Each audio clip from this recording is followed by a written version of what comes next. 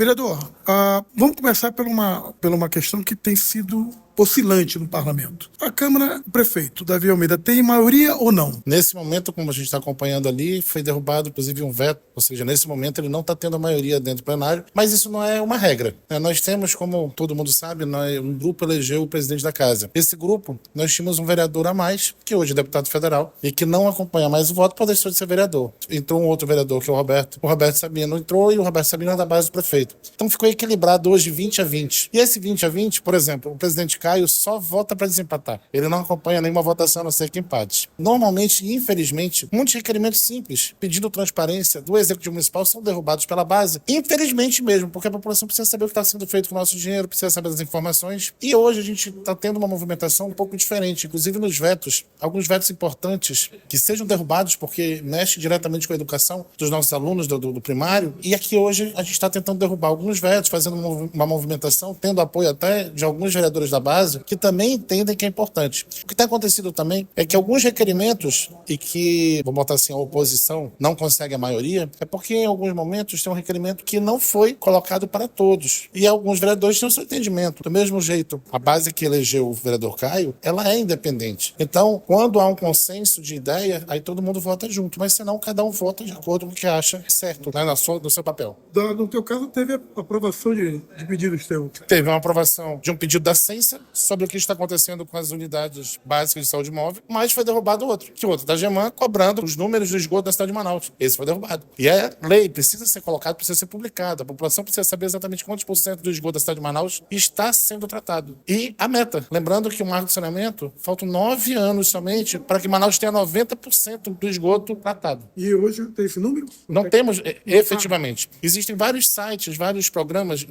inclusive federais, que não estão atualizados por falta dos números da GEMAN e da Águas de Manaus. Então, hoje, a última medida dá 21%. Qualquer número que diga assim, 29, 30, 40, não tem credibilidade, porque quem tem que passar esse número é a GEMAN. Ela que é responsável pelo contrato. Então, imagina você tá pagando ali 75% hoje da sua taxa de esgoto e não tem certeza do que está acontecendo. Porque tem muita gente que não viu o sistema de esgoto passar na sua porta e não sabe se está sendo tratado ou não. Então, esses números precisam acontecer. Essa fiscalização da GEMAN precisa acontecer e o meu papel como vereador é fiscalizar os órgãos públicos. Eu não devo fiscalizar a Águas de Manaus, porque a Águas de Manaus tem um contrato. Quem tem esse contrato é a Prefeitura, o Executivo Municipal, através da GEMAN. Então, eu tenho que fiscalizar a GEMAN. Eu posso denunciar a Águas de Manaus para a GEMAN efetivamente multá-los, que é responsabilidade dela. Deputado. Opa, gostei, deputado.